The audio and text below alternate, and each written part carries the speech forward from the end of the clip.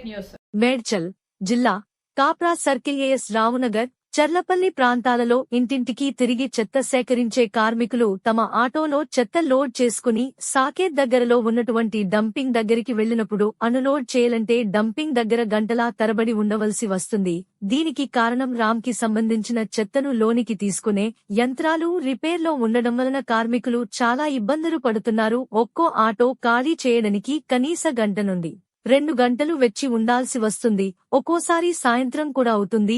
ఈ సమస్యపై కార్మికులు కాప్రా జీహెచ్ఎంసీ అధికారుల దృష్టికి తీసుకువెళ్లిన ఎటువంటి చర్యలు తీసుకోవటం లేదు. దయచేసి ఈ సాకేత్ డంపింగ్ యార్డు సమస్యని కాప్రా జీహెచ్ఎంసీ అధికారులు వెంటనే పరిష్కరించాలని కార్మికులు ఆవేదన వ్యక్తం చేస్తున్నారు. డబ్బాలు పెడతామని అన్నారు.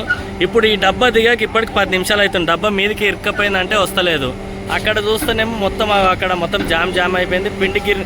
పిండిగిరిలో అది జొన్నలు మక్కలు పోస్తే ఎట్లా ఒత్తుతామో అట్లా ఒత్తుతారు చెత్త. ఇప్పుడు అది ఒక్కొక్క బండి కాల్ చేయడానికి ఇప్పుడే వచ్చింది ఆ డబ్బా కూడా.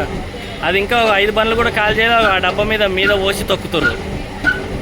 ఆ డబ్బా ఖాళీ డబ్బా అందులో అట్లయినా కూడా చెత్త పోతలేదు.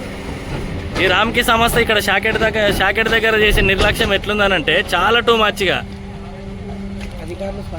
ఇక ఆయన కానాన్న వ్యక్తున్నాడని అంటే ఆయన ఏది పట్టించుకోడు. ఇక్కడ ఎంత చెప్పినా అని కూడా. ఇక్కడ మళ్ళీ జోనల్ ఇన్ఛార్జ్ ఆయన వేణు సార్ అంట. ఆయన అయితే ఫోన్ చేసినాను కూడా ఫోన్ లేవట్టాడు, ఏం లేవట్టాడు. ఇక్కడ ప్రాబ్లం అయితే చాలా టూ మచ్గా ఉంది. ఎంత చెప్పినా కూడా ఎవ్వరు పట్టించుకోరు, చెయ్యరు. ఏమన్నా అంటే మేము డబ్బాలు పెడుతున్నాం అది పెడుతున్నాం అని అంటారు. అధికారులు అయితే ఇంకా నిర్లక్ష్యంతో ఉంటున్నారు.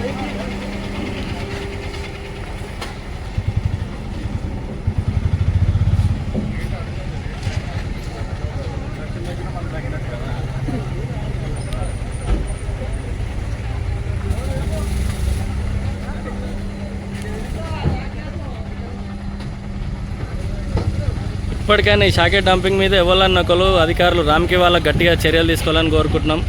ఇక్కడ ఎవ్వరు ఉన్నాను కూడా ఏం పట్టించుకునే వాళ్ళు లేరు. జోనల్ ఇన్ఛార్జ్ వేయనన్న సారు మరి ఇక్కడ మెయిన్ హెడ్ అంట ఆయన కాన ఫోన్ చేస్తే కూడా లిఫ్ట్ చేయడం. డబ్బాలు అయితే మొత్తం ఎంతసేపు ఖరాబ్ అయిన డబ్బాలే పెడతా ఉంటాడు. ఈ అప్డేట్స్ కోసం మా ఛానల్ని సబ్స్క్రైబ్ చేయండి.